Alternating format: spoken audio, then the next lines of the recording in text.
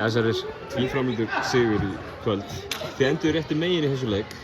Já. Þetta hefði getað farið bara á alla vega. Já. Það náttúrulega bara eins og þetta þau eru komin í lokaúrslit, 2 hörkulið.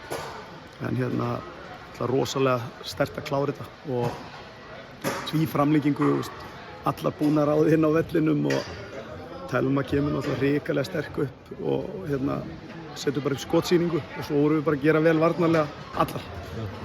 Og þannig að ég bara náttúrulega aðalega bara fyrst og fremst ánægður með sigurinn.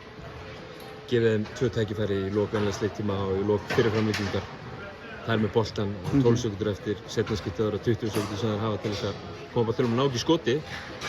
Svona bæði og svona kannski ljúfsárt fyrir þjálfara að vera í þessari stöðu en að sjá liðið spila vörn. Já, bara við gerðum virkilega vel í þessi skipti og en auðvitað hefði maður viljað bara vera skora í síðustu sóknum og verið yfir og hinn að vera að reyna að jafna, en maður fær ekki allt sem maður vill. Þessi sería, þetta einvígi, þetta er náttúrulega að vinna 3 leiki. Nú er komið að þeim að fara á heimavelli sinn og að reyna að verja hann. Þeir hafa nú spilað, þetta er 7. leikur sem spila á móti þeim á tímabilinu, þeir eru búin að vinna alla, en þeir hafa nokkrir verið svona. Já, þetta er bara mjög jöfn lið og bara eins og sást og hefur sést í vetur. Megnið af þessu leiki verið hörkuleikir og verður það örugglega bara áfram. Birna náttúrulega frá út tímabilið og mögulega árið eftir þessi hræðilegu meiðsli sem hún var fyrir í oddaleiknum á mánudaginn.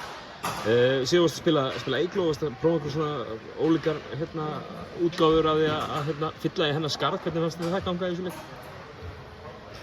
Já, það kemur enginn í staðinn fyrir Birnu, einhver ein bara, það er bara hver og ein að koma með eitthvað smá í púkið bara skilur en ég var mjög ánægður með þessar mínútur sem Eygló fékk. Hún gerði vel á þeim og við þurfum á fleirum að halda núna. Svo í þessum leik ára að spila náttúrulega sumar bara 40 plus og það verða allar fleiri að vera tilbúnar í næsta leik. Fullt hús í kvöld á Sunnubrautinni. Það verða þá færri en vilja sem komast að í leik 2 í Ljónagröðinu á sunnudag. Því miður. En það ekki? Jó, ég held það. Það er rosa stemmingin í kvöld. Þeir reyna nú samt að tróða bara eins vel inn og hægt er. En það verður potið þéttsetið þar líka og bara stemmingin heldur áfram. Bestu þetta Sverrir og gangi ykkur vel á sunnudaginn. Takk fyrir það.